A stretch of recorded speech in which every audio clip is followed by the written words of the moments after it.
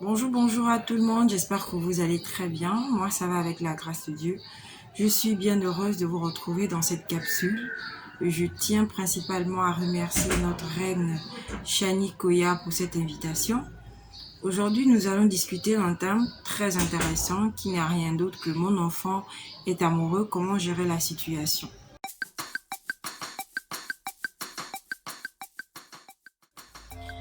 Il n'y a pas de sujet tabou, il n'y a juste que des parents qui ne sont pas capables de mettre des mots à un endroit bien précis.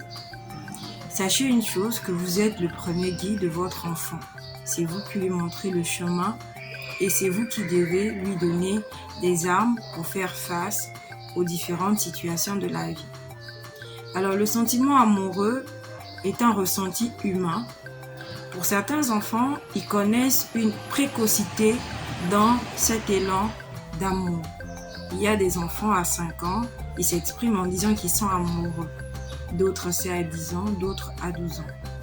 Alors lorsque votre enfant de cette tranche d'âge vient vous présenter un élan d'amour pour une personne, la première chose et le premier conseil que je pourrais vous donner, c'est d'ouvrir avec votre enfant une communication ouverte.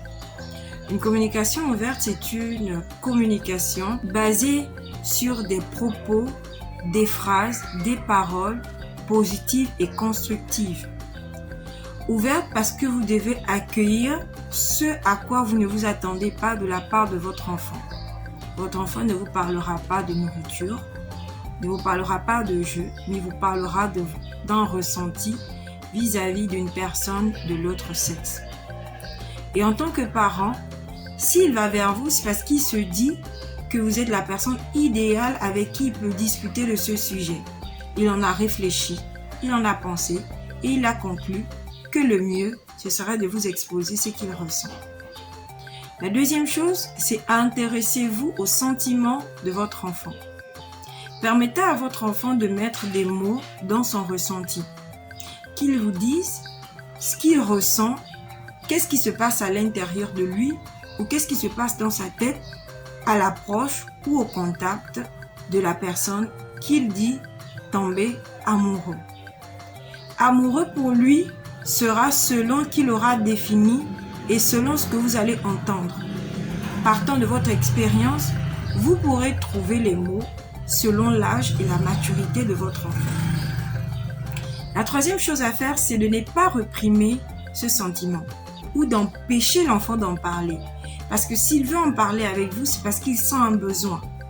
Et vous êtes là comme ce bouclier autour de lui pour accueillir ce qui est bien comme ce qui est mal et vraiment donner une direction à ces choses. Mais si vous reprimez et si vous l'empêchez de s'exprimer, il ira trouver une autre personne avec qui sûrement il parlera du même sujet. Et peut-être pour cette personne, ce ne sera pas tabou. Le tabou est une question de perception et une question des limites. Dépassez vos limites et acceptez d'en parler avec votre enfant. La quatrième chose à faire, c'est de présenter l'enfant les différents états de développement et de croissance qu'il va connaître. Il faut lui dire que là, tu es un enfant. Après, tu seras adolescent. Ensuite, tu seras adulte. Tu vois, il y a des choses que tu es en train de ressentir aujourd'hui, c'est normal, mais qui doivent fleurir à ton âge adulte. Et là, il faut être patient parce que demain, tu fonderas une famille, tu vas te marier, tu auras tes enfants, mais ce n'est pas pour l'heure. Pour l'heure, tu dois te concentrer sur tes études. Tu dois te concentrer sur tes loisirs. Tu dois te concentrer sur tes activités. Et ce que tu ressens ne va pas disparaître du jour au lendemain, mais ça va revenir quand tu seras beaucoup plus grand. Alors, dans votre discussion avec votre enfant, plongez son subconscient et plongez son ressenti dans le moment où il sera grand. Utilisez l'expression « quand tu seras grand, tu pourras faire ça ». Quand tu seras grand, tu seras capable de faire ça. Quand tu seras grand, il te sera permis d'agir ainsi. Renvoyez l'enfant au terme de grand. il saura que même s'il ressent quelque chose aujourd'hui, la plateforme d'expression de ses sentiments, ce sera quand il sera grand. Ce n'est pas mauvais en soi, comme je disais tantôt, de laisser votre enfant en parler avec vous.